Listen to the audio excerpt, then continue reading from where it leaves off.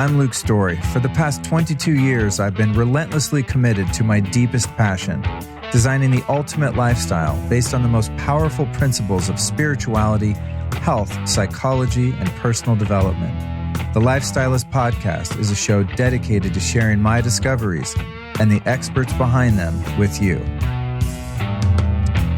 All right, ladies and gents, here we are with episode 466 of the Lifestylist Podcast. And this will be another AMA episode wherein my trusted cohort and podcast co-producer, Bailey Richardson, will be asking me some of our most frequent questions from listeners. And the way we're doing this now, as opposed to the old Solocast, is much more fun for me because I have no idea what the questions are ahead of time.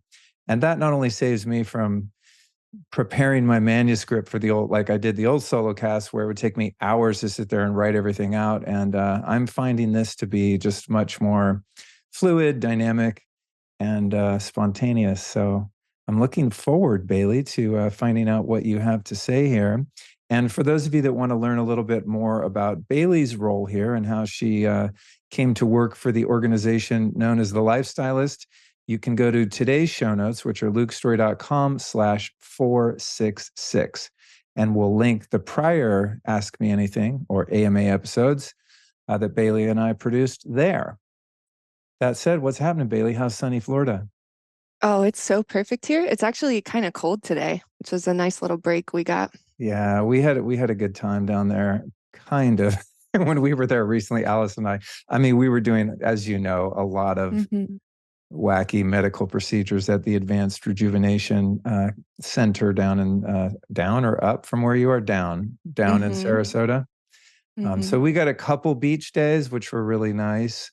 But we had planned on kind of doing our treatments throughout the day and then going to the beach every day. And I think we only made it to the beach 2 days because we just, were so inundated with our treatments there. So I'm kind of jealous that you have that accessible all the time. Yeah, I've been spending the last few weekends there. You got to visit St. Pete. I did. Yeah, I'd never been there. Allison wanted to go to St. Pete, as y'all locals call it, otherwise known as St. Petersburg. Because she used to go there as a kid. And so she was like, that was kind of one of her family vacation spots where they would escape the Indiana winters. And so she wanted to go back and just see if she recognized anything. And of course she didn't, because she was probably there in the early 80s or something. Yeah, and, it's changed so much in the last couple of years too. It was a cool little town. We managed to find kind of the hipster arts district, where all of the kava bars and cannabis stores are and whatnot. That's not what I was looking for, but that's what you find when you go to kind of the arts district, as they call it. But what was really interesting about St. Pete, and no fear projection on people that live there or a city where this is present, but there were a grip of 5G towers like all up and down the streets there. It was really kind of unnerving. I just felt so bad for the people that live in the apartment building right in front of the 5G tower. Or we found a great little coffee shop there, and I'm walking inside and I look up and there's just a massive 5G tower like 20 feet above the front door of this coffee shop. And I'm just thinking, oh man, people have no idea. It looks like a weird street light or something, you have no clue of the level of radiation there. So it's always interesting to travel and notice things like that many people probably don't notice. That's then one last thing. To be honest, it's probably, in a sense, from one perspective, better not to notice, because the noticing causes probably more anxiety than actually the radiation itself. But I guess I prefer to know because. Yeah, go ahead. I was just gonna say St. Pete thinks of itself as a very conscious city, like a spiritual city, and they still have the EMF everywhere. Yeah, I actually noticed in Florida, one thing was, because we thought about moving there when we were prospecting our escape plan as refugees from California.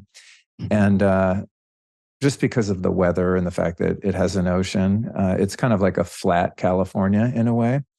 But going there now, I noticed there are a million cell towers there for some reason. It's just like Florida, and not to put put this in your head because I know you're doing things to mitigate it, but I was like, holy shit, man, they're really big on the cell towers and the 5G towers on every corner. And I was like, man, it's a very radiated state, which is interesting. It's kind of like more telecommunication infrastructure than it seems like the population would call for.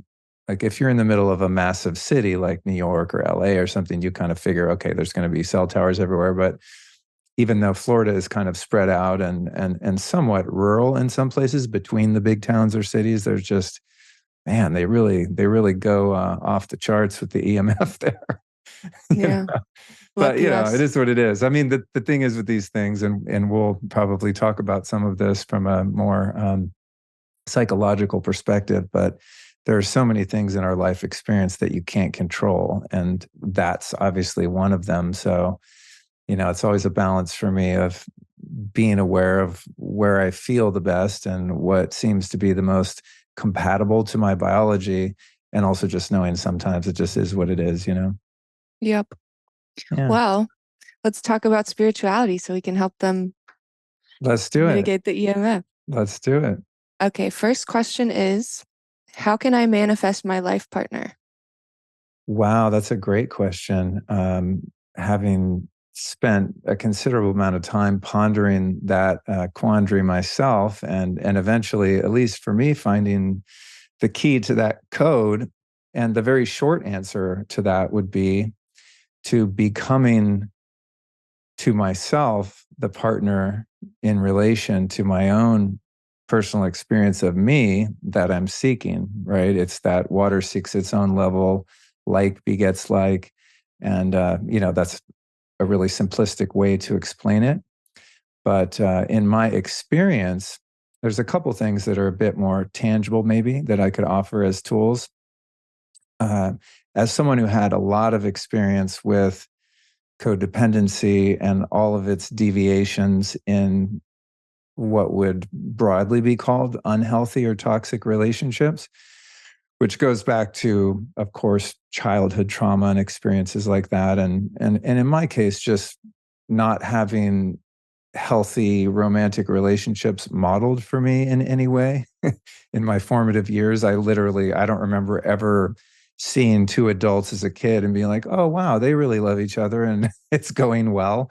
Just divorces, and just actually not even limited to divorces, but also some pretty traumatic experiences that I was exposed to as a kid. So no fault of my own that I didn't, learn those skills. And frankly, when I was young and was imbued in the world of addiction, there was really no value placed on having healthy and fulfilling connections with people because I was in such a state of survival.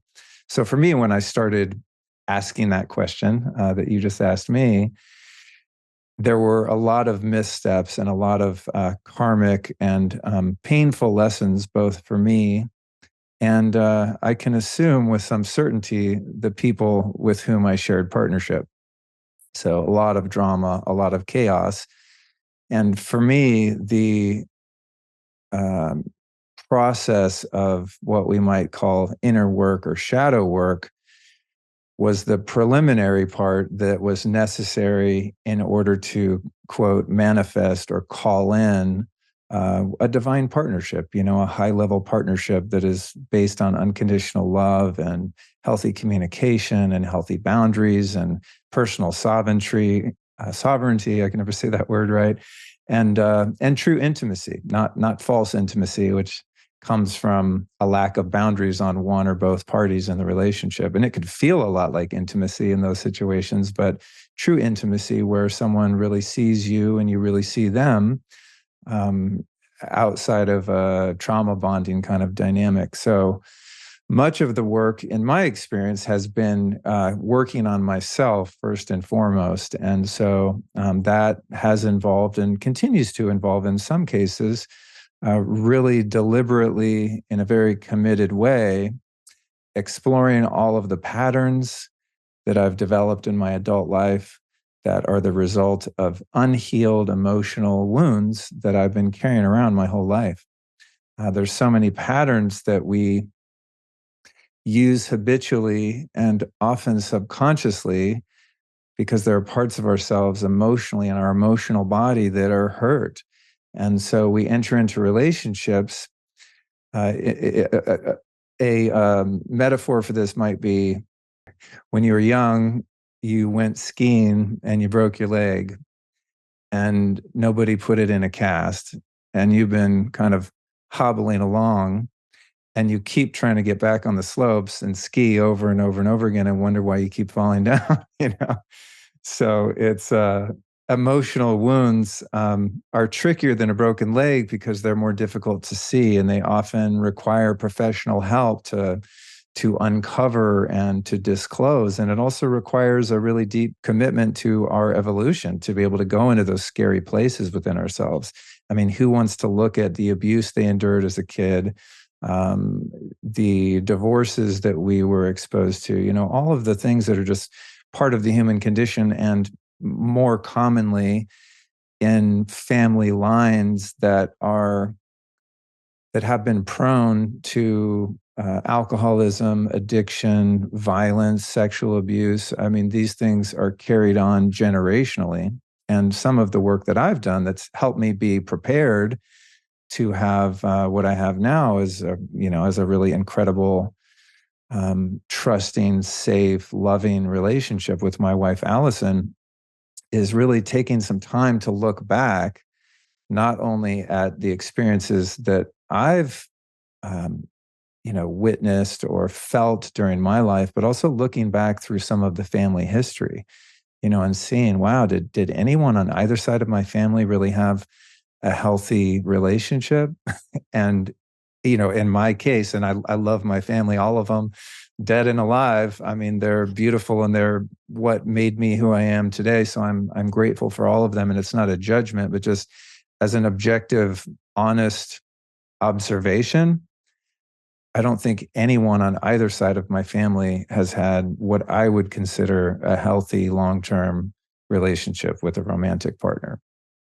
Maybe a few generations back, I don't know about it, but I've interviewed my parents, and this is actually a really good practice. This is something that's tangible and doable, is to, if your parents are still living or whoever your closest relatives are, to really take some time to excavate their history and their parents' history and their parents' parents' history, and really find out who's experienced which traumas and when and with whom, and start to kind of dismantle those patterns in terms of just taking an inventory on your family lineage and really seeing, like, wow, what have I inherited here, right? What experiences through my bloodline, and this is more difficult for someone who is adopted, obviously, but in your formative years, at least, you're taking on the patterns and the energetics of whoever your primary caregivers happen to be.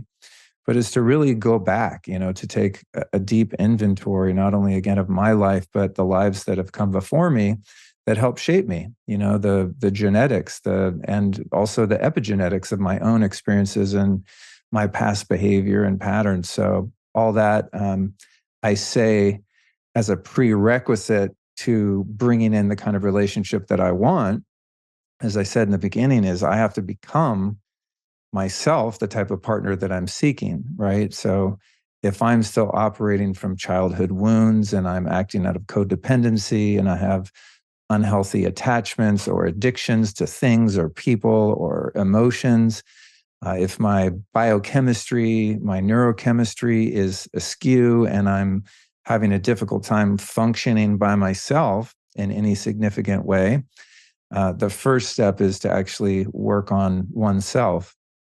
And a big part of that, in my experience, has been to really take a hard pause from, the effort that goes into, quote, manifesting the perfect partner or the ideal partner. We have a tendency, because we're all wired for connection and we're all wired to give and receive love, that when we're not in a relationship and we feel that sense of isolation and existential loneliness, that the thing that's missing is another person. But until we learn how to truly be self-sufficient and have a relationship with our innermost selves, we're going to use other people as more of a crutch rather than a complementary addition to our ourselves and our ability to expand in our capacity for love.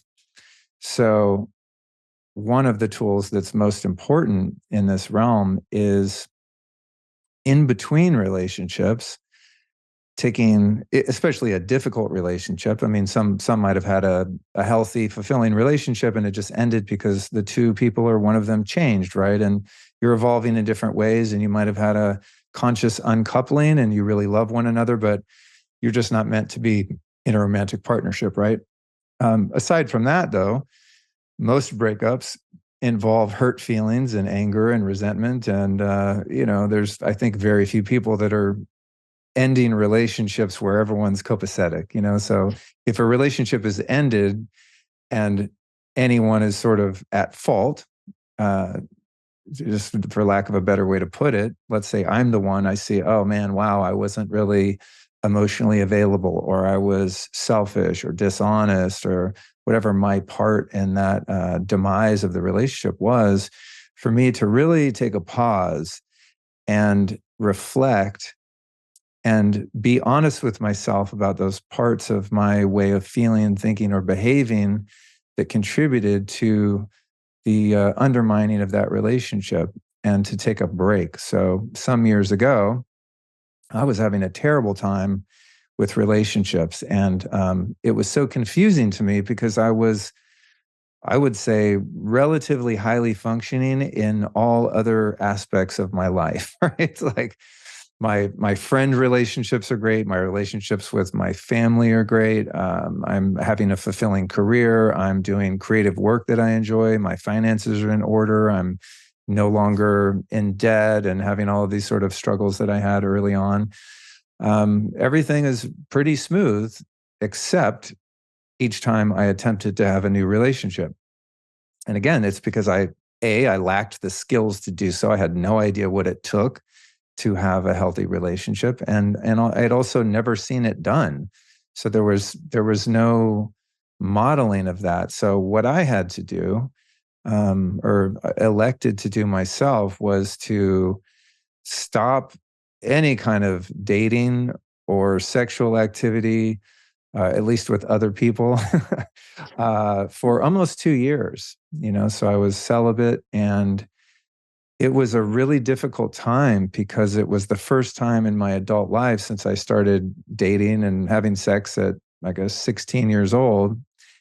It was the first and only time I had ever had any sort of a pause in that aspect. Um, Even if, well, yeah, I never stopped that, right? There was never like a recovery period after a relationship. One of the dysfunctional ways that I would cope with heartbreak was just dating other people quickly and trying to use them and the chemistry or the dynamic of those new relationships as a way to ease the pain and really bypass the growth that was available to me at the end of those relationships. So as I started to see those patterns, the last time, and I'm a slow learner when it comes to this part. I mean, I'm 52, about to be 53 this year. And like, this is the first time I've been capable of really holding space and calling in a partner who brings out the very best in me. And I think that's a good gauge of when I'm using the terms like a healthy or toxic relationship, it's like one can ask themselves, does this person or this dynamic that I've created with someone elevate my life and encourage me to be a better person? Am I doing better emotionally? Am I doing better financially? Is there more peace in my home? Is there more serenity in my daily experience? Or is it deleterious to my well-being? And in my past relationships, God bless them, and I take full responsibility for every partner I chose and all of the ways that those relationships played out. But in almost all cases, not all of them, if I look back, both parties' lives were actually diminished by us being together. you know?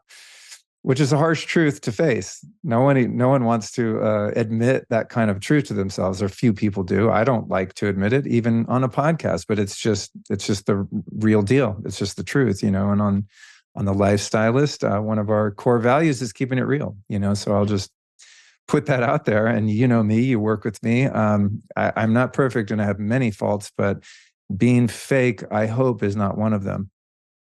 Or hiding parts of myself because I find them to be shameful, or I want to be perfect, So anyway, after many failed relationships, and some of them, especially the last couple, being extremely painful for everyone involved, I again made the conscious decision to just take a break. And when I'm talking about being celibate, I'm talking about no flirting, no intriguing with people, no little glances at the coffee shop, not liking a woman's Instagram post just to get a little hit.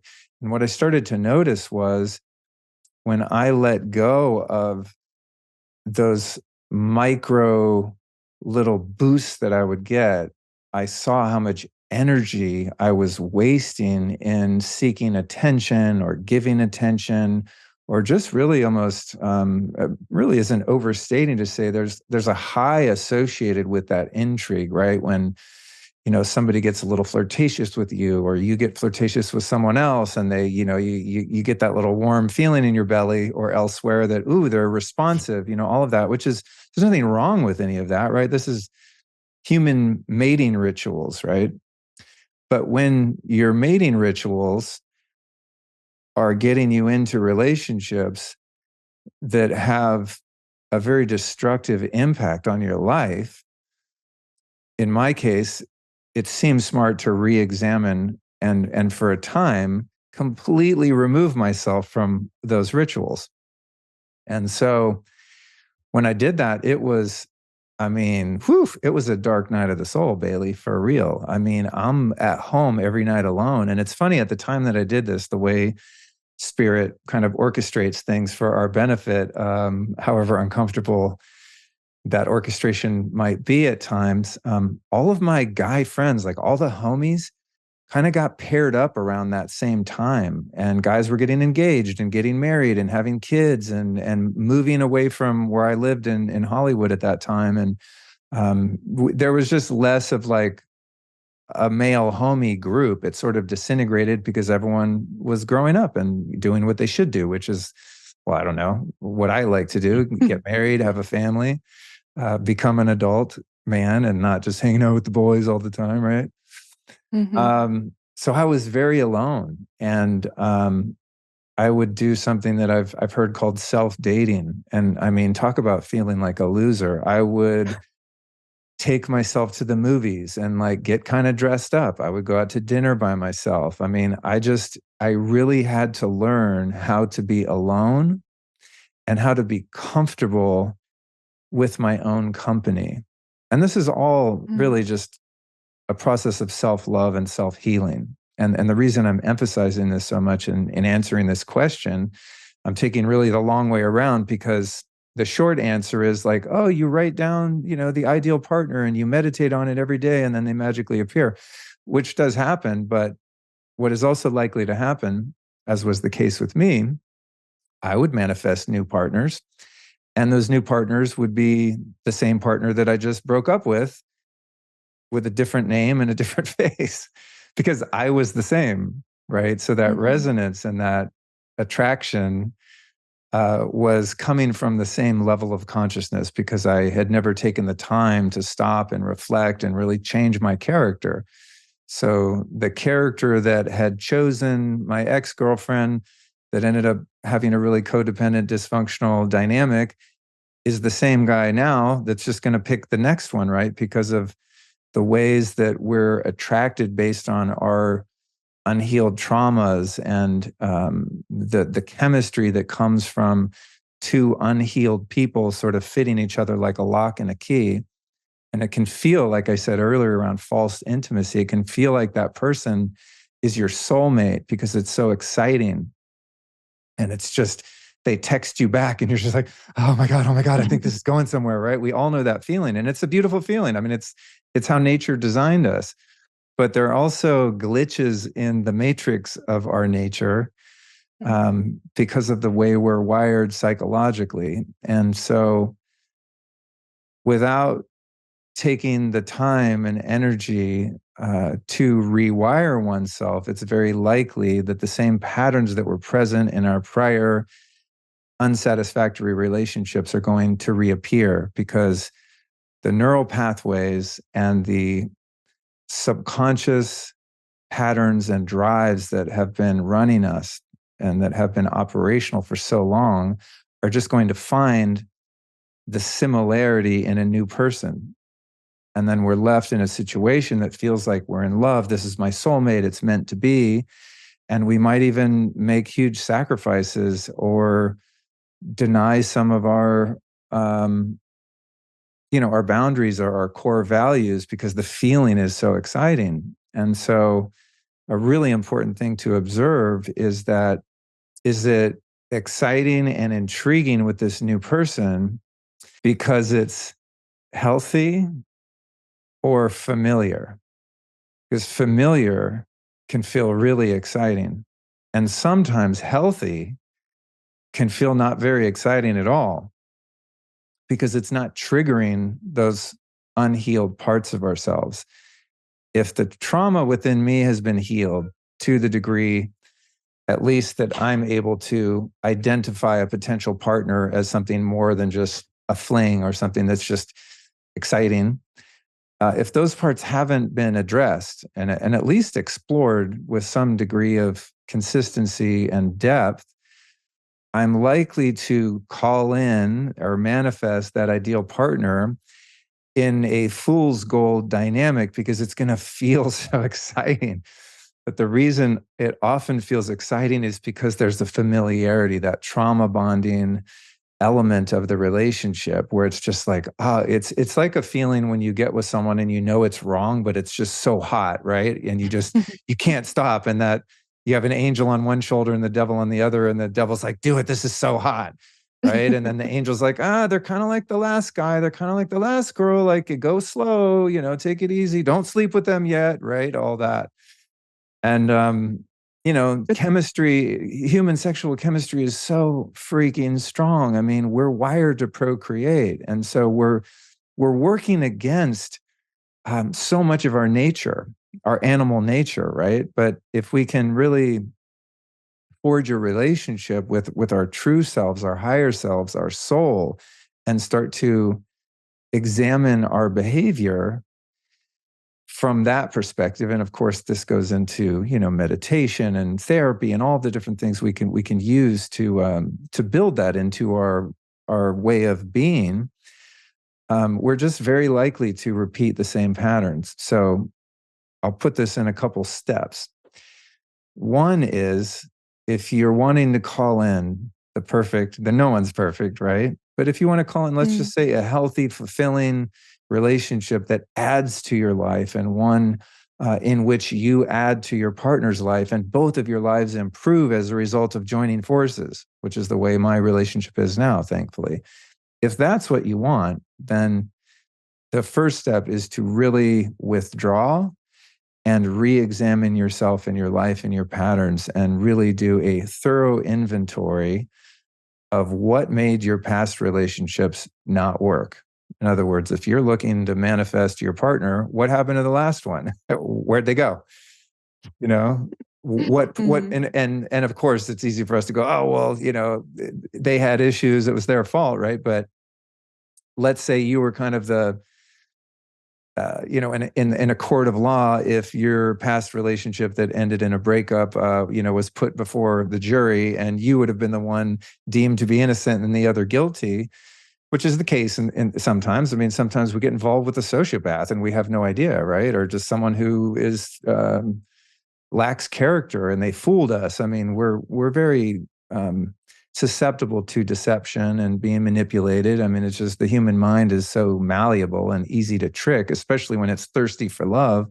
But let's say you were the innocent one in your past relationship. Then the inventory in that case would be, well, what was it about me that was blind to that person's flaws and character? What was it about my level of self-worth and self-love that allowed me to be treated so shittily? There's always a responsibility for me to take, even if I have been the victim of a perpetrator. There's always, and this isn't victim shaming. I mean, of course, there are scenarios where somebody is just treated brutally and they literally just were walking down the street. But I'm talking about getting involved in a long-term relationship with someone who is pathologically corrupt, you know. Then I have the opportunity to look within myself and say, well, what was it about me that had such porous boundaries, or that had such blinders on, that didn't let me see what I was getting myself into, right? So all of these ways, and this could be done with a therapist. I mean, a lot of this work for me earlier on was done in therapy and in 12-step groups based on relationships and sex and all of that, reading every book on codependency and sex addiction, love addiction. I mean, just trying to figure it out. So arming myself with some quality information was a huge part of it. And in my particular case, to get to some of that deep healing, and I've talked about this on multiple other podcasts for the past 4 years, the intentional use of plant medicines and psychedelics and either a ceremonial therapeutic setting. I mean, I was really able to get to some of those deeper parts of myself and heal them, to where after that experience, they were no longer operational. I mean, just quantifiably different experience of life. But there are many ways to heal that stuff. So that's kind of the first couple steps, right? Is look at your family history, interview your parents or your grandparents if they're still alive. Like, find out what makes people tick in your tribe, and then find out what has made you tick in your own life, and take responsibility for whatever parts of your failed relationships you can truly and honestly own. Then taking some time off during that period of reflection and rebuilding, right? Of just removing one's energy and feeling how uncomfortable it is to be lonely, and learning how to be comfortable with oneself and to truly enjoy someone's company. So fast forward my experience on this particular part of it. My wife, Allison, is out today on a hike with her friend. And around the house, it's like, it's just not as fun when she's not here. But I don't miss her like a part of myself is missing, and I can't function because she didn't text me back, or I don't need to track her on her phone to see if she's cheating on me. It's just, it's a healthy attachment. And the reason that I think, capable of having a healthy attachment, because I do have an attachment to her. She was just out of town for a couple of days filming. I don't know if I told you about this. She was filming an episode for Gaia TV, which is pretty exciting. I saw it on the calendar, and I used to watch that show a lot. Oh, That cool. The Beyond George Belief. Nuri? Yeah, Yeah. so cool. It was fun for me because back in the day when I was employed as a bodyguard slash driver for prostitutes, I was I did see, not know that. yeah, it'll be in my book, coming soon to a theater near you. But one of the things I used to do is I would listen to the Art Bell show, Coast to Coast, from like midnight till 3 a.m, and then Howard Stern would start at 3 a.m. I would listen to that from 3 to 6, and then listen to the replay, because obviously I was working nights in that particular vocation. But yeah, then Art Bell died, and George Nuri took over Coast to Coast. So like, yeah, those guys were like the OG UFO conspiracy theory guys. And now I think his show is, a little bit more about spirituality and, in her case, shamanism stuff. So anyway, I digress. She was out of town for a couple of days, and I was just observing my inner experience, right? Like, ooh, am I okay? The wife's gone. Like, do I feel needy, or do I feel alone? Am I anxious? Am I uncomfortable being by myself? Am I using more nicotine or being on my phone more? Am I running away? Am I hiding? How am I dealing with that? And if I'm truly honest, I definitely noticed that she was gone, and I was fine, but I also really prefer when she's here. it's additive to my life and my experience just to have her energy and her love present in the house or wherever we are, you know. But I wasn't falling apart, and I wasn't acting out or doing anything weird to mask the feelings that I had. In other words, there's a healthy attachment and there's, I think, a healthy dependency, but not a codependency. I'm still my own man. I'm an individual sovereign person, as is she. And it was necessary for me to learn how to be alone and to truly enjoy my own company and to be able to really keep myself busy and entertain myself and just enjoy my life by myself before I could bring someone in and not have it be based on a lower energy sort of neediness, right? This way And you're secure already. You're secure in yourself and you don't, it's not like everything's going to fall apart just because she's not there. yeah, well, she might not agree with that. No, I'm just kidding. No, totally. I mean, I missed her, right? I missed her. I mean, I Mm-hmm. love her. I'm obsessed with her in the best way. I think she's coming home now. I'll probably see her on the porch and get a little flutter in my heart. I mean, that's a beautiful part about being in love, right? Is it's like it's easy to take people for granted when they're there all the time. I Mm-hmm. don't do that. Like I've built a practice of just being in constant appreciation of her, and anytime, well, not every time, I'm sure I forget at times, but my general habituated sense of her when I look at her sitting on the couch or she walks in my office to interrupt me from my work because she just needs to give me a hug. And then I realize, wow, I really needed that hug too. I Oh. look at her like I've never seen her before. Mm. You know, just that newness. I keep that newness alive and that deep appreciation. And I think that's one of the keys of the success of our relationship and the fact that it is so mutually fulfilling. And she probably has her own version of that. But it's easy when you're around someone 24/7, just like, oh yeah, that's the wife, whatever. I Mm-hmm. don't do that. I don't do that. I appreciate not not even what she does, but just who she is.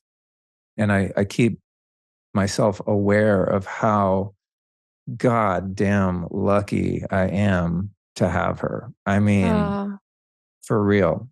But anyway, back to the question, and I'll get to the grand finale hopefully. But to just try to manifest a partner without doing all of that other work, I'm not saying for everyone, but again, speaking from my own subjective experience, is very likely to manifest another version of the partners you've already had. And if not the partners you've already had, the type of dynamic that you've already had, which obviously didn't work out if you're single now, right? mm-hmm. So taking all of that time, doing all of that inner work, and the inner work continues, right? Because relationships, especially close, intimate relationships of the romantic nature, they have a beautiful way of bringing out those things within ourselves that still need some healing. And when you're in a karmic relationship, as opposed to a dharmic relationship, the karmic relationship serves the purpose of pretty much just that, of each person just having their wounds triggered to the point where they have to face it, right? And some of those partners in a karmic relationship might have so much love for one another that they're able to stay together through the process of working through that karma together. And then others have to separate, and you do the work I'm describing, find your own personal dharma and your relationship with yourself truly, and to heal any underlying wounds of you not being lovable or whatever your story might be, or stories that you've made up about yourself.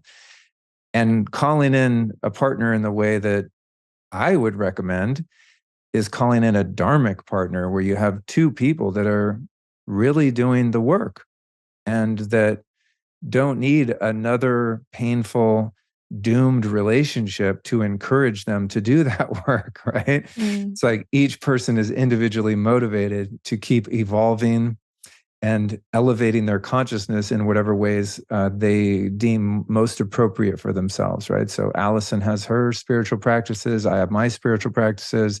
They differ somewhat in terms of their optics and practice, but we also come together and have our own shared practices. We pray together, we meditate together, we occasionally sit in ceremony together. I mean, the purpose of our relationship is for both of us to grow closer to God. And the relationship is a vehicle by which we do that. And in that, there's a really fulfilling and, in a different way, exciting love. It's not an exciting love where you're in fight or flight all the time because you think you're about to get in a fight, or you just did, or they're playing manipulative games with you and didn't text you back, or they're going to hang out with their ex just to fuck with you, or whatever, you know. Mm. It's a different kind of excitement. It's not even excitement. That's the wrong word. It's a sense of being home. It's safe. You know, when you, maybe if you have a good relationship with your family and you fly home for the holidays, right? And you walk into your old childhood house and your parents are there, and, you know, no one's perfect, but you all love one another, and you just go, ah, you kind of exhale and you can just be yourself. And they know you so well, you couldn't bullshit them anyway. It's home, you know? And so if what we seek, and I'm just going to presume that, you know, people that commonly ask this question, I'm going to presume what they're looking for is a sense of being home, a sense of being safe, a sense of being seen, of being heard, of being appreciated, a sense of someone holding a deep presence with and for them, you know, a true connection, true intimacy. Into me, I see, right?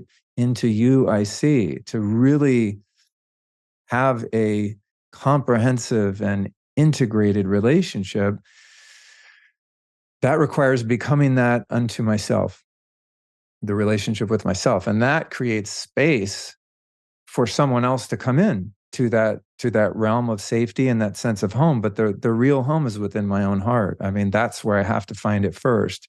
So in terms of manifesting, which is kind of a, you know, a trendy concept, but it's a truth. It's a spiritual truth. It's a principle. I mean, we do manifest, right? What I was describing in this whole tirade that I just offered, which hopefully included some value for people listening, I manifested every partner I ever had, and they manifested me.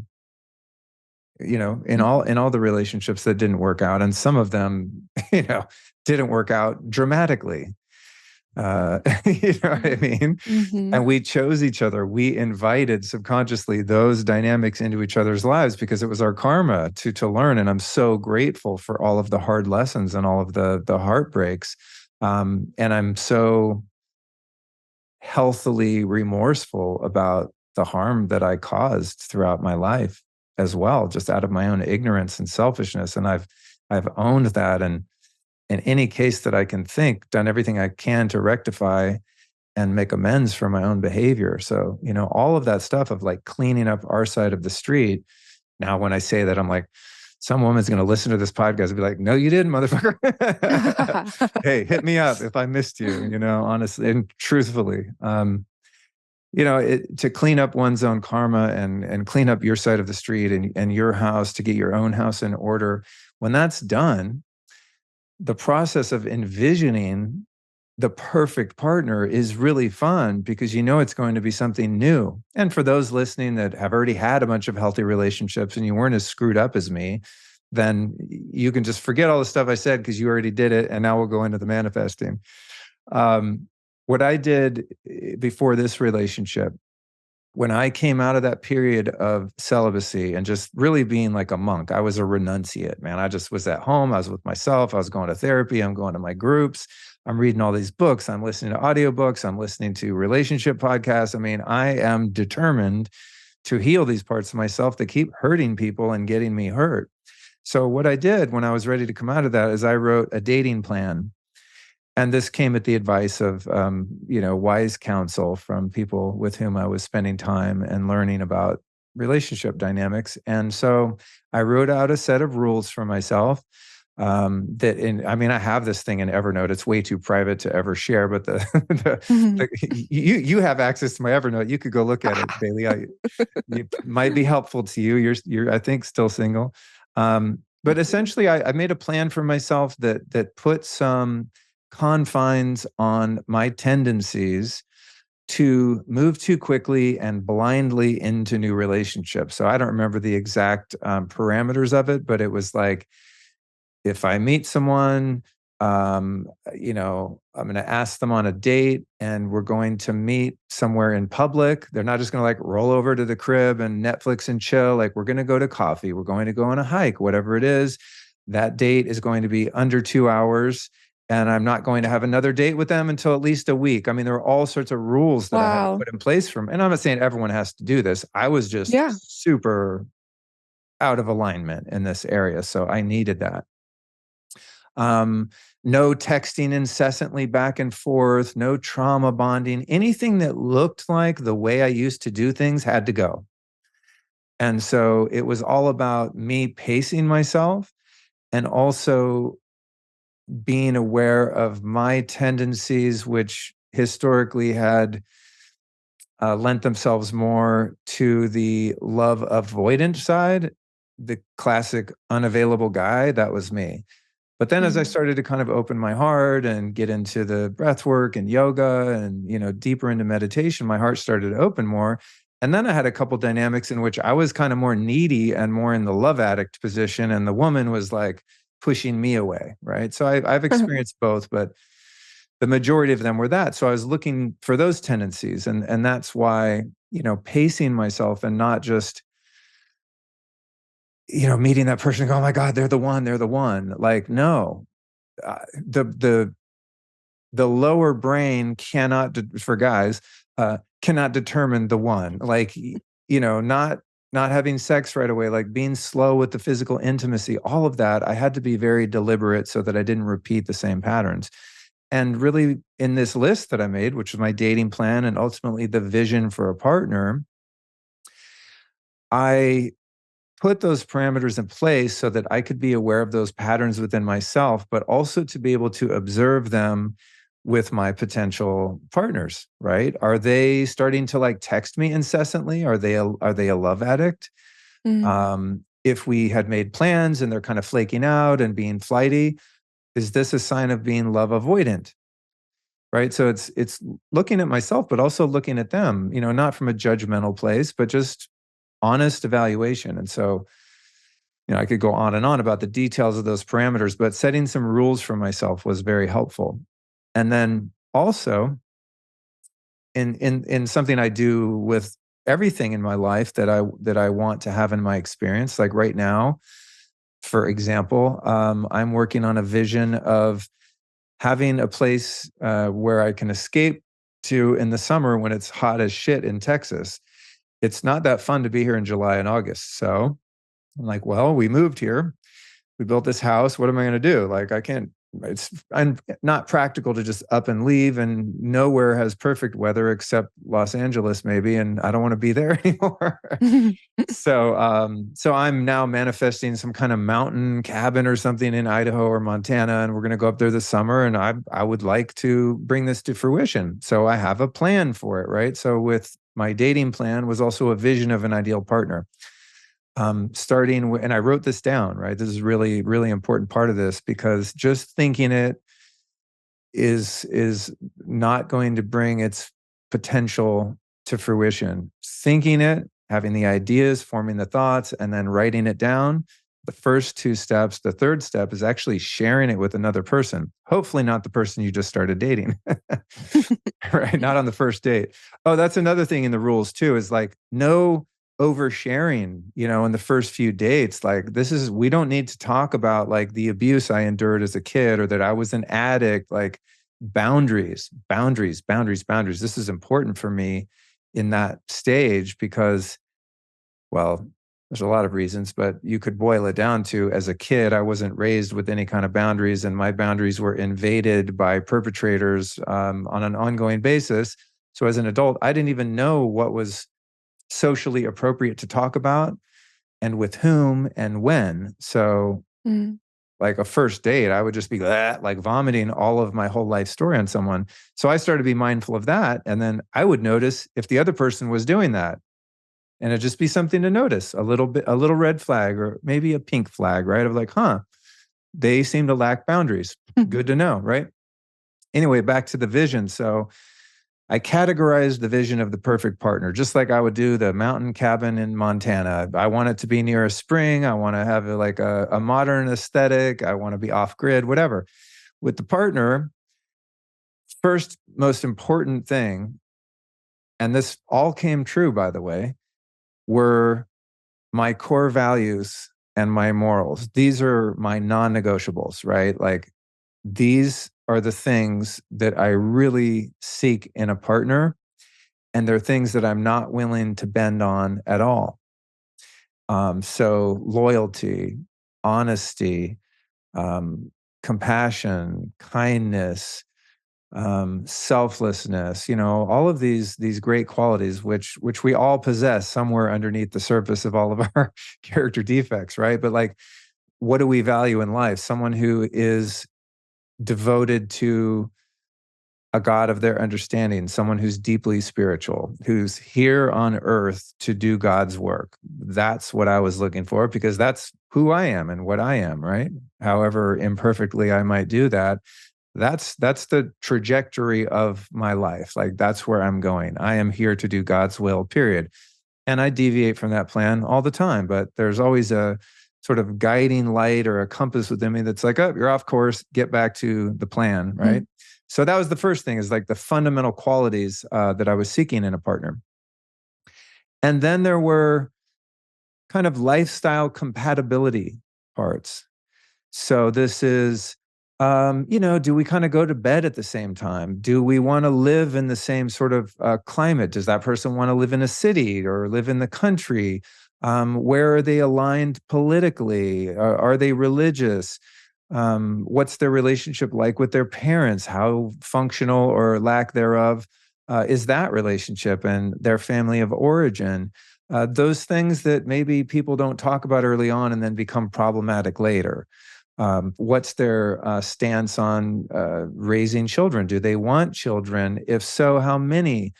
Are they willing to not inoculate their children? Are they going to be down for a home birth? Like the things that really, at least for me, mattered in terms of a long-term situation. So like, are we compatible in our kind of worldview and the way we want to live our lives, and where we want to live our lives?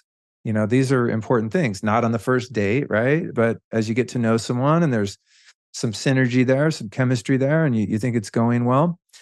But I want to know all of this ahead of time. Like, what am I truly looking for when I manifest a partner? I'm not just like, bring me someone sexy and awesome.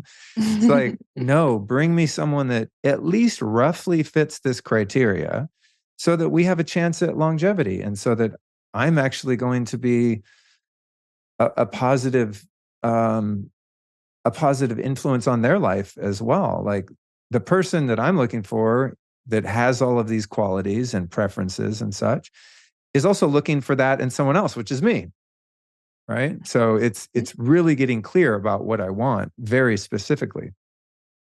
So it's the core values, the moral character of someone, then it's sort of worldview, lifestyle preferences. Like, for example, I couldn't date someone that listens to like rap music or hip hop in my presence, especially if they like to listen to it loudly, like in our house. It sounds trite and like superficial maybe, but I don't like that music. And there's a lot of music I don't like. I'm just picking one out of the hat. I'm just super picky about music, and I just don't like that kind of music. Now, if you want to like listen to some old soul and R&B, whatever, cool, But when soul and R&B kind of grew up and became rap and hip hop, it just lost me. So I don't want to hear it. The same could be said if someone like listens to like death metal and punk rock. Like I did that shit when I was 16. I don't want that kind of music in my house or driving around in my car. These are things that might seem insignificant and superficial, but when it comes to living the rest of your life with someone, ideally, just was my hope calling in that partner. I need to be clear on what I want and what I don't want. Not only what my preferences are, but which things are non-negotiable and which are negotiable. So say someone likes to listen to punk rock all day. Cool. Are they willing to do it like in their room and not in the, in the Sonos whole house system or whatever, right? We can negotiate some of the superficial things. And then lastly, and this is where it gets very superficial, but also meaningful, was the way the person looks, like the color hair, the color eyes I'm attracted to, the ethnicity, what's the word? Ethnicity? Mm-hmm. All that. Like we all have our preferences, and then we find, wow, we're attracted to someone we never thought we'd be attracted to. And that totally happens too. But if I could, rub a genie bottle and say, like, create the perfect woman for me, I would have preferences, my sexual preferences, what turns me on, what turns me off, all of that stuff. I mean, I think mine, no, I know it had, it's just, do I want to admit this? Mine had like preferred cup size. You know what I'm saying? It was like, it was very specific. But many of those things weren't non-negotiable. That's just like, hey, I'm gonna aim for the bleachers here. Like, if I could really create the perfect person for me, these are all of the qualities they would have, right? The most important, though, in that manifestation process was definitely their moral character, and that we are aligned in terms of our internal values, the principles by which we live, and our level of commitment and dedication to living by those principles. That's number one. And out of that come non-negotiables. And those non-negotiables are discovered by having a list of red flags. Did I catch the person in a white lie on the third date?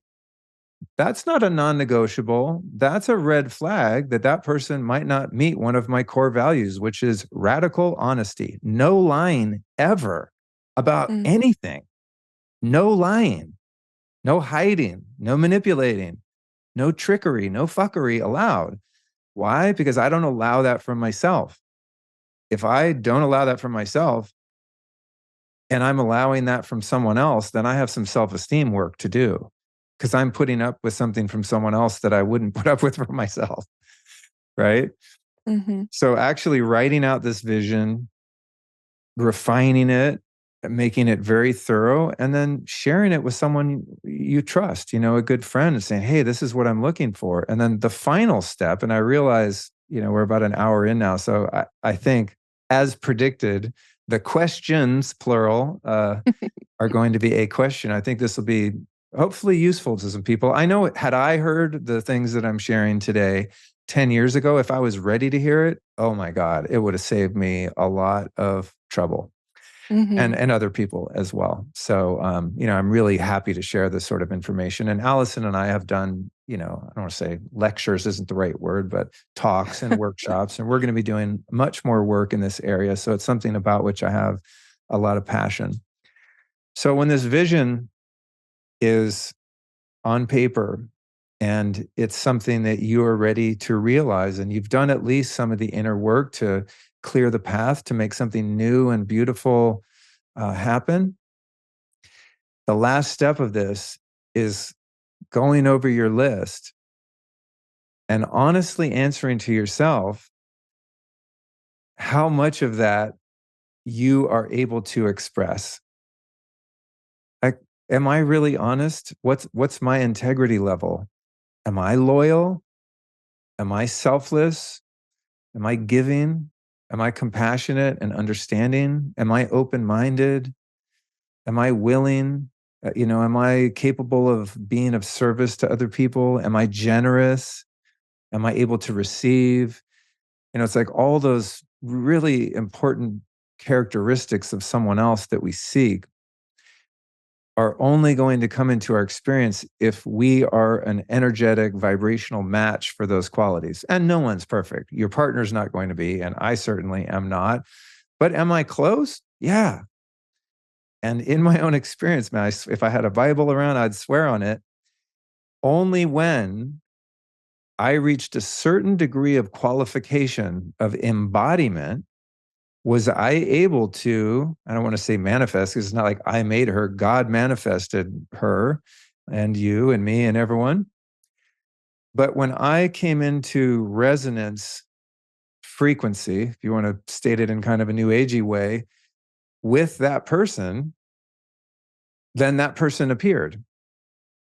And in my case, it wasn't even that she appeared, because we were already friends for a few years before we got together, which, by the way, is quite common that relationships work out when you're friends for a while and then you become friends with benefits, provided it's in an appropriate context and maybe not your boss or something like that. Although that could work too. Just depends. Relationships are dynamic and unpredictable. But when I had a moment of truth on the third date with Allison, it's so fun to talk about this, and I've told this story before in different ways and in different places. But essentially, we our third date was and I don't recommend this, and this was totally outside of my dating plan, by the way. I broke all the rules.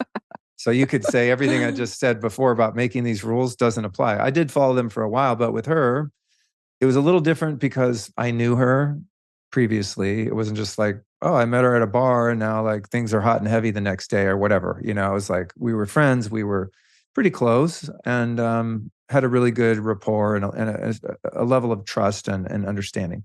But our third date was a 48-hour peyote ceremony in a teepee in Joshua Tree. And we weren't a couple yet. I mean, it's our third date. I made an exception on the timeline and some of those parameters and rules about like safe dating for myself, because this was a unique opportunity. And I honestly, I just felt intuitively that it would be okay. And I was just going to go myself. And I kind of mentioned it to her. She was in New York at the time. And I was like, I'm going to this thing. And she was like, oh, it's with these people or whatever. And I said, why, do you want to go or something? You know, I wasn't like necessarily inviting her, but I was just seeing if that's what she was getting at. And she's like, oh, wow, I didn't even know. I hadn't thought about it, but shit. And then she felt into it. She's like, I'm coming out and we're going. And so it just sort of coalesced in a really natural way. But there was a moment, I think on the second night, I mean, it's all kind of a blur. And she had some things she wanted to discuss with me because, how do I say it? I mean, she tells the story much more accurately and probably concisely, but essentially, I'm trying to follow these rules that I set for myself, which are like, dude, this is not what you do on a third date, but I'm gonna give you, Luke, yourself some slack here because this is a unique situation. But the ceremony itself was, and the facilitators were essentially, they didn't know our backstory. They were just seeing the energetics of how we interacted together. And so they began to treat us as a full-on couple. And there were all of these initiations and things that took place in a very traditional, very strict peyote ceremony that goes all night, and you can't go to sleep. You have to sit up and be attentive and participate in all of the activities. It was beautiful, but it was quite arduous. But in the ceremony, there were all of these initiations where we were treated like a couple that was together. And in fact, one of the ceremonies within the ceremony was the shaman presiding, marrying us. And all of this was very scary to me. And because I'm trying to do things right this time, man. You know, like my heart was in such a good place. I was really trying to protect myself and Allison and just go slow. And I don't want to repeat my old patterns, man. But here we are in the ceremony, and it got wonky for me. And she, of course, felt that, my resistance and kind of like closing down a little bit. So anyway, we get back to the Airbnb and she wants to talk about all of that. And I was very open-hearted, and I'm still really in a medicine space and felt like I could be receptive to whatever she wanted to share. And she essentially shared like, hey, I'm all in. Like, I see you. Do you see me? Basically, in more words, but that was the essence of it. And it was like, oh shit. And in a really beautiful moment that I'll never forget, I thought of the list, the vision that I just described for you. And I started mentally taking an inventory of all the things that I had written on that list to manifest my perfect partner. And as I started to think of them, I shared it with her. I mean, I didn't open up my Evernote document, but I knew it very well because I'm studying it all the time and refining it. And like, I'm really not going to deviate outside of the plan. And so I started sharing some of those qualities with her. And as I'm sharing with her, I'm looking at her and I realize the person that I had described is sitting right in front of me and is all in. is there for this. She just was a little far ahead, as women usually are, you know. She intuited like, oh, there's something special here in our dynamic, right?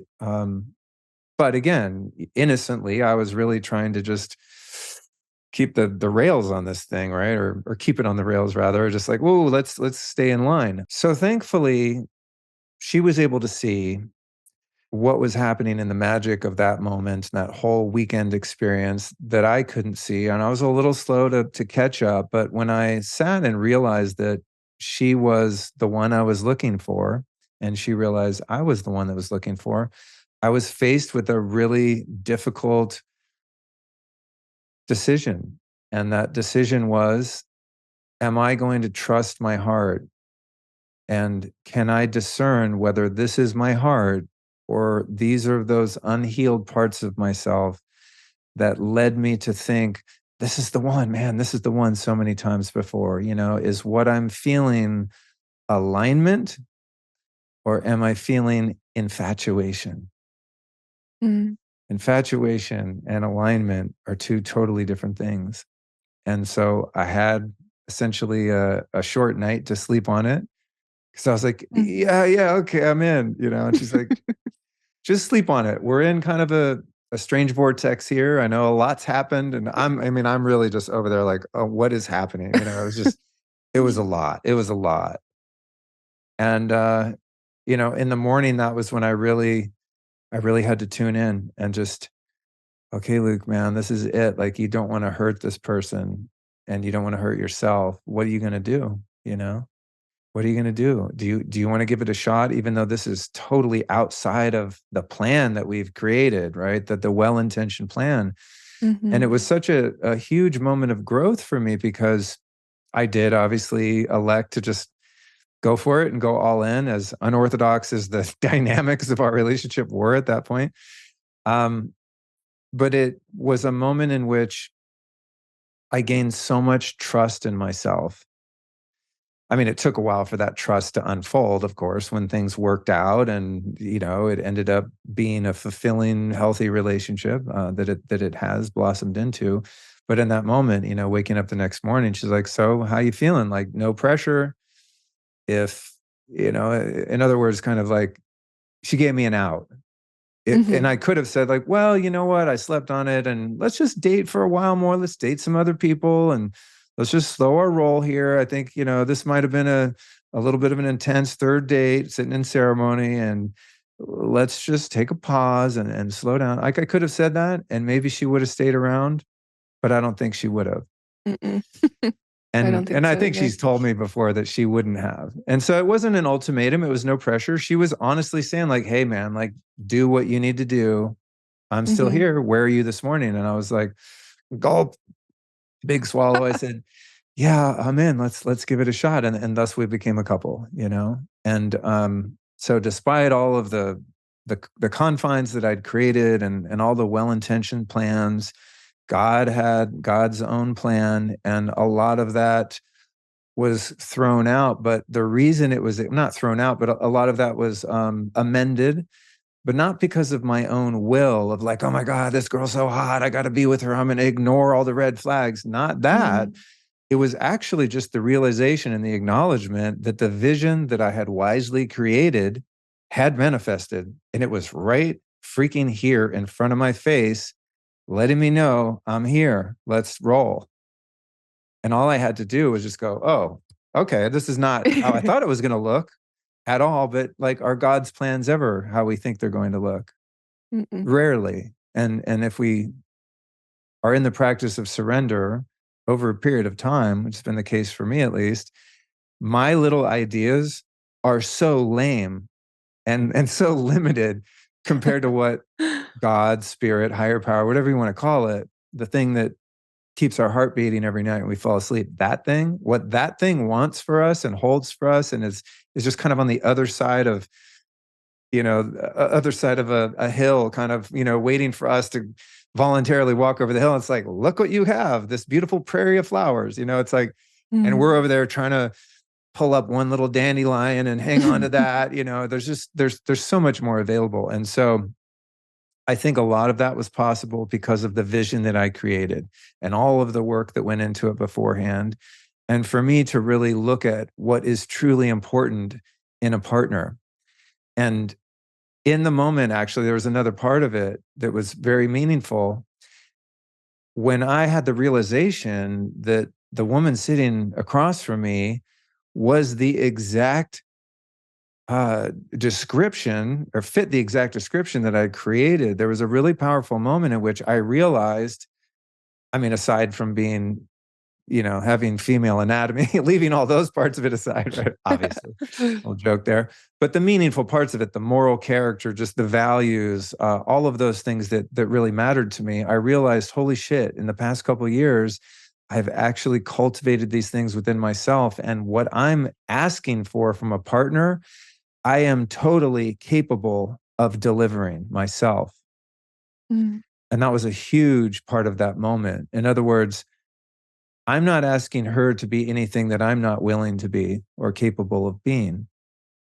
And so there again is that alignment. There again is that like begets like. I'm asking for someone who's honest and loyal and caring and all of those things. And I had a moment of looking inside and going, holy shit, this hasn't always been the case, certainly. And I'm sure it hasn't for her either in her past. But right now in my life, I'm that guy on paper. I'm here. I can do it. Not perfectly, but better than it's ever been, closer than I've ever been. And she's closer than she's ever been, right?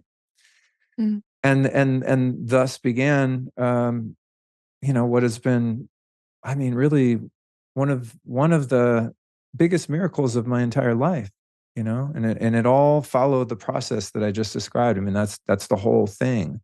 And that's why it takes, an hour and 27 minutes to describe 52 years of learning, and just getting back up again, falling down, getting back up again, falling down, getting back up again, and just refusing to close my heart and refusing to succumb to the fear of getting hurt again or hurting someone else again, just like, oh my God, just getting my ass handed to me, man, getting my heart broken so many times, breaking so many hearts, just getting devastated by relationships. It's really, really the last, well, I'm sure there's more to learn, but that was really the last part of my maturity to to develop. It's just so much pain went into that.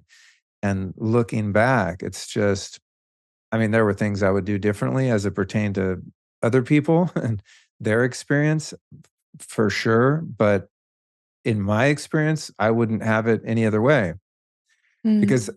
I'm so hard-headed that, and just so habituated to just being stuck in the ruts of my patterns. I needed to get just destroyed. That ego death was so necessary for me to just go, okay, you know what?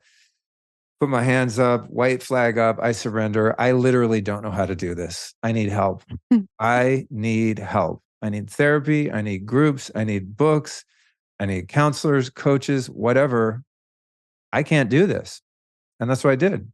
And these are all things essentially that I learned from teachers' teachings that I started to put together and actually apply, right? And so anyone that's listened to this episode and has that same question, or maybe someone in a relationship that just wants it to be more healthy and fulfilling and intimate and all those things, you can listen to someone like me talk, like I listen to other people talk for years.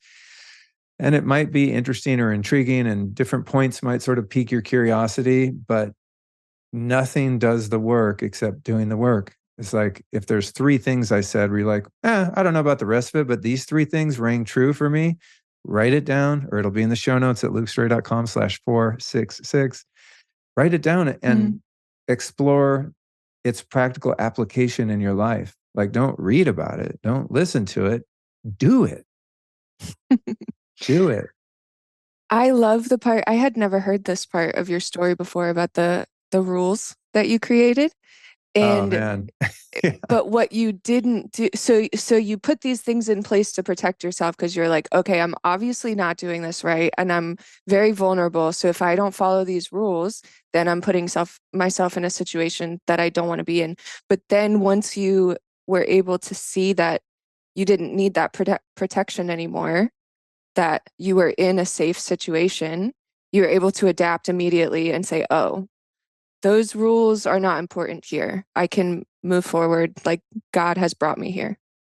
Yeah, that's a really good point. I never thought about it that way, Bailey. I think I had the wherewithal, and this is largely due to the energetics of eating a lot of peyote. And I mean, just being honest, I'm not recommending, hey, if you want a great relationship, go eat a bunch of peyote. But I'm in a deep medicine experience, and in that, I think without being aware of it, I was able to assess the situation and alter the degree to which I was going to adhere to those confines, right? So it became dynamic because I realized, kind of to what you're saying here, is that, oh, because that's what I was fighting through the first 2 days of that sermon. I was like, no, no, no, no, no. They're marrying us. Like, I was mortified. I was terrified. I was like, and I'm looking at Allison, we're kneeling at an altar and she's like, you are now married, and, is You doing just all. let the whole thing happen, but you were What like, was I going to do? Like, oh yeah, I'm not into this, and walk out? I was just sitting there, and inside my heart's pounding. I'm just like, what is happening? Like, no, no, no, no, no. I'm thinking the facilitators, the shamans are like, they got this, like, they don't they're understand. Like, just confused. yeah, like, do they think we've been together for 10 years? Like, what is happening? And I was freaking out inside because, I was scared of going too fast and not thinking it through and just being a dumbass like I had been before. Allison, again, was a little farther ahead of me, and she saw that we had something really special, and I was just late to the party. So, but when we had that conversation, I started to tune in and catch up and go, oh, okay, I think we're dealing with a different type of situation here. This is being orchestrated by something other than just us two and our attraction to one another, right? This isn't, we just met at a party or a bar and now we're going home together, and it's like, I think she's the one. Like, it's not that, that's for sure. This is a deep soul connection for real. And, actually, one of the things that I did adhere to, even though we became a couple on our third date and became committed and, exclusive and that kind of thing. I mean, we weren't seeing or talking to other people, like, we're now together. I don't know how long it was. I'd have to ask her, but we didn't have sex for a while after that. I mean, I think it might have been 2 or 3 months or something, which was also in my rule book, was like, no, like, actual sex for, I don't know if it was a period of time, 2 or 3 months, or a number of dates, or whatever the case was. But incidentally, we both just kind of, it just sort of organically worked out that way, that our relationship didn't become physical as fast as it became emotionally connected.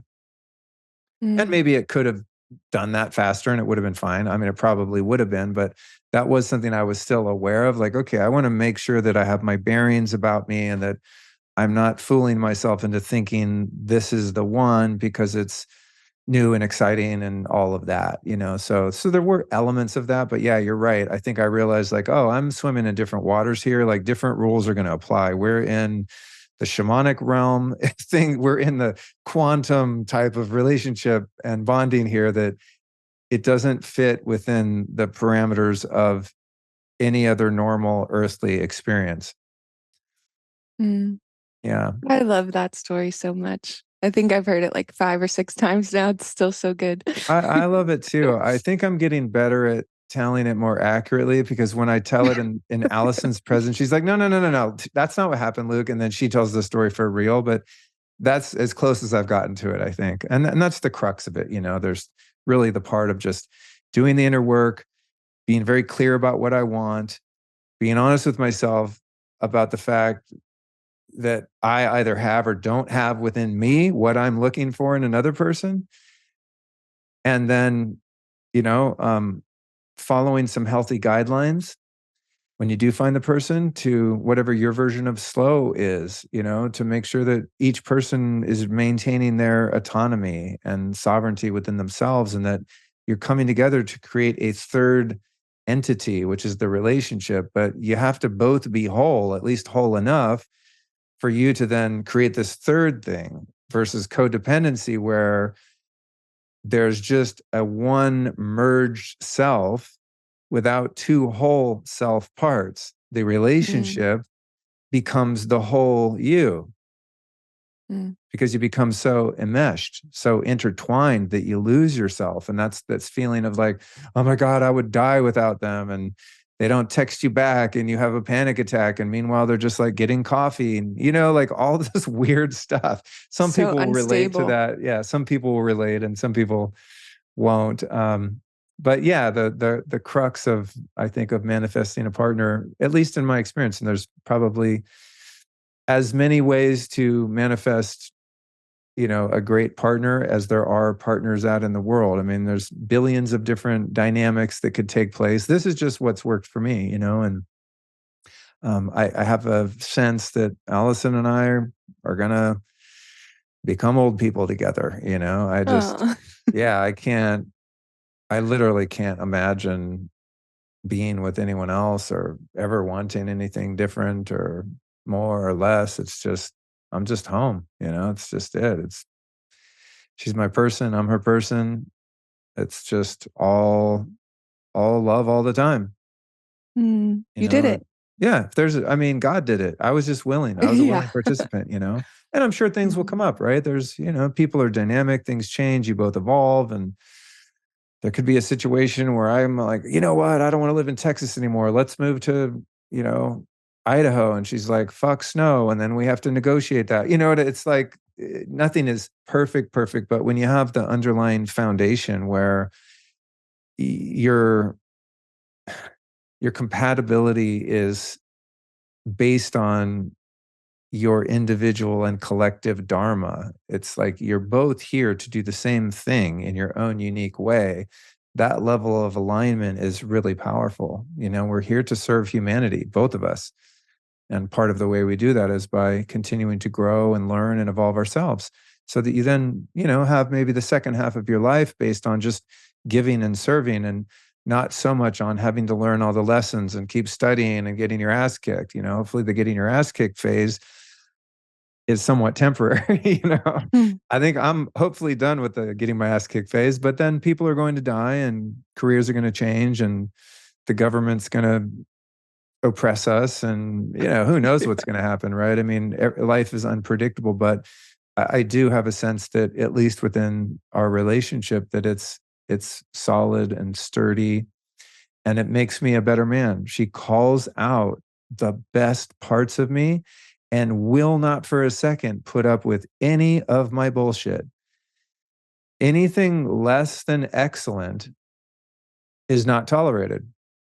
And that's not like she's nagging me or mothering me or something like that. She just knows that there's an awesome man inside here and does everything she can to bring that forward. And if there's something blocking that, she's really good at seeing that. And without shaming me, encouraging me to step up into my power. It's like, sometimes I think about her as like, she came from another timeline or another dimension as, I don't know if guardian angel is the right word, but she's there I mean, this is on a very etheric level. She's there to encourage me to be her king.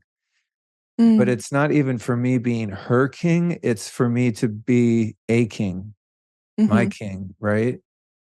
And so if there's any distortions in our field of people around or things that I'm doing or just weird shit happening, she's really good at seeing that.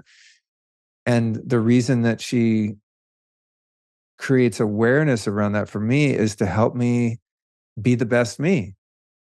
And in similar ways, I also inform her and teach her. I mean, she asks me for advice about things all the time, and I'm able to have insights that are different than hers because I've had different experiences in her shamanic path and my spiritual path intersect in many ways, but they're also quite different. The books that we've read, the teachers we've studied with, they're different. And so I have a different perspective. I'm coming at her with the Vedic non-dual perspective, and she's coming at me like from the power animal realms. And shamanic medicine and things like that. So it's complementary, but we both really, learn from each other, which is beautiful because no one's above the other. Like there's true equality in that learning. And that's a good really barometer of a relationship, I think, is do you bring out the best or the worst in one another?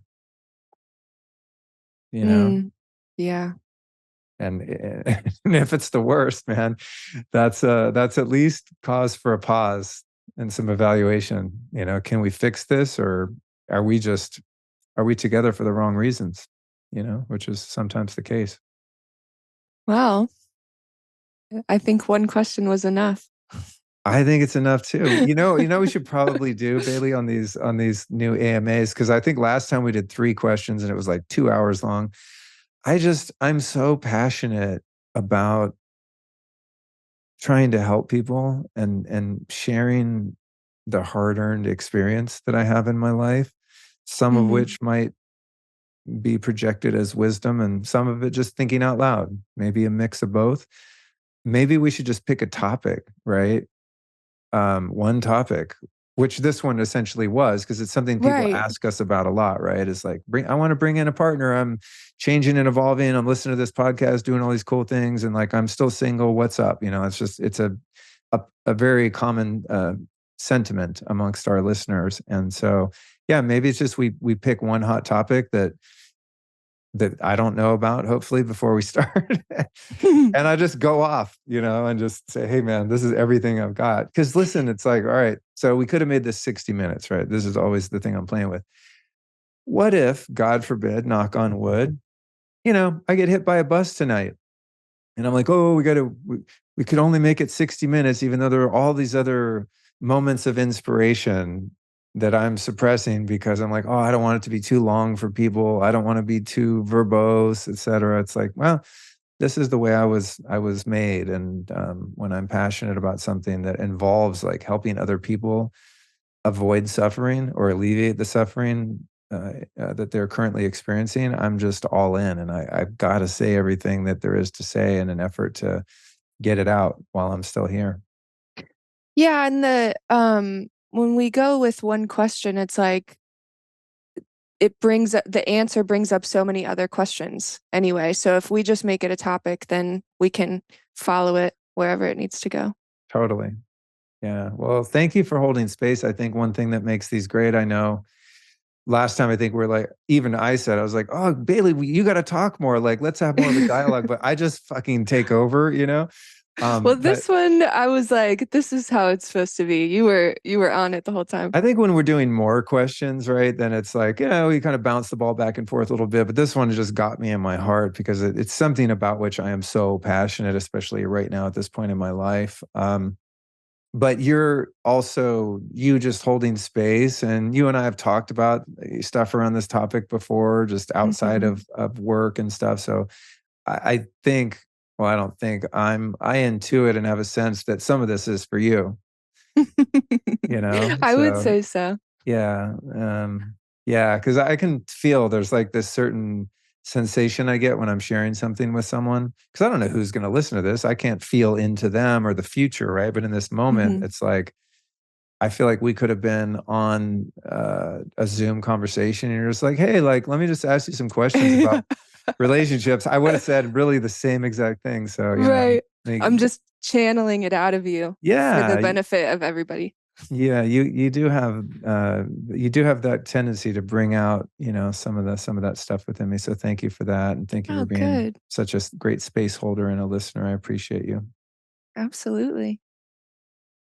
And with that, we're done. This is episode 466. You guys can find the show notes at lukestory.com/466. I feel like that's an auspicious number for some reason. I don't know what it means in numerology, but it's almost demonic if it's 2 digits short from being 666, but it has a nice ring to it. So it's not that. And I want to encourage you guys to follow me on Instagram at Luke Story. And sometimes we do go through our social media and take questions out of there. Again, we're just kind of generalizing here. This is just a common question. So that's why we pulled this one out. But I love interacting with the listeners on Instagram because that's really the only social media platform that I kind of do most of it myself. I mean, there's people that assist with it, but I'm on there every day, probably more than I should be. And I like seeing who the listeners are too. You know, someone will DM me or comment on something, I click through to them, and I'm like, oh, cool. Just gives me an idea of who's on the other side of these dialogues. You know, it's a fun way for me to get to know people. So make sure you follow me, and also following me on Instagram is does me a great favor too, because during the time of the pandemic, I've been pretty heavily shadow banned, and like they won't verify my account, and the engagement that I once got has been much less, I think, over the course of the past 3 years because of my outspoken, attitude about the goings on. So, you know, follow me there. And then also for people that have totally abandoned the highly censored corporate run and owned social media platforms like Facebook, Instagram, Twitter, and so on, I do have a Telegram channel, and you can find that at lukestory.com/Telegram. However, the Telegram channel is highly uncensored and potentially triggering, and you know, it's pretty spicy in there. And there's a lot more kind of, I don't know, political commentary and just anti-establishment sort of perspectives there. So enter at your own risk. If you want the censored, more neutral version of the work I do, then Instagram's a great place to find it. And if you want community, that's not a bunch of conspiracy theorists like on the Telegram channel, and I mean that as a compliment, conspiracy analysts rather. Then we have a Right. Facebook group. You can just go into Facebook and search the Lifestylist Podcast. And we have a group of, I think, like 7,000 people in there now who are awesome people. And they're super smart because they'll post questions in there. And I go in, I'm like, oh, Smarty Pants Luke is going to answer. And I'm like, oh shit, they already nailed it. There'll be like 5 people already answered it more effectively than I could.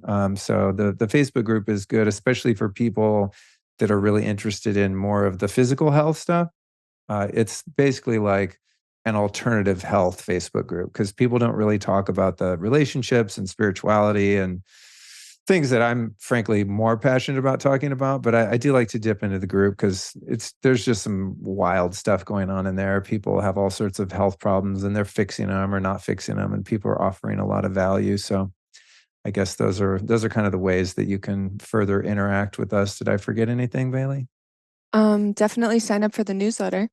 Oh yeah, yeah. I've been plugging that a lot more in the podcast recently. Oh, I don't know good. if you see that in the intros, but for those listening, what she's referring to is we put a lot of time and effort every week into creating a newsletter for each episode. And so there'll be complete show notes and timestamps and links to everything we talk about. There's a link to the complete written transcript for every episode. There's an embedded link for the audio, for the video. So every Tuesday morning, every single piece of content to support that episode is delivered via email. And that's pretty much all we send out. I mean, we're not spammers. Every once in a while, I don't know, if I have an event or something like that going on, we'll send an email out. But it's not like, I mean, we don't really sell anything. You know what I mean? It's like I don't have like my own supplement company or something where I'm going to be trying to sell you a bunch of stuff. I'm just kind of doing my thing. So if you want to get all of the podcast assets every week, go to lukestory.com/newsletter. And I promise not to spam you. I won't share your email with any third parties. And if you get sick of it, you can just unsubscribe. Super easy. Mm-hmm. That's what All I right. do. I unsubscribe to so many things. It's probably, I think, like 3 or 4 a day. I don't know how I get on all these newsletters, and I'm just like, leave me alone. There's probably 5 things that I actually want to be subscribed to because I want to know, like Joe Dispenza retreats, or I don't know, different things where I'm like, oh shit, I don't want to miss that. So I'm intentionally signed up. So if you're one of those people, you can join our newsletter there. I think that's it. Thanks, Bailey. That's it. Thank you. All right, cool deal.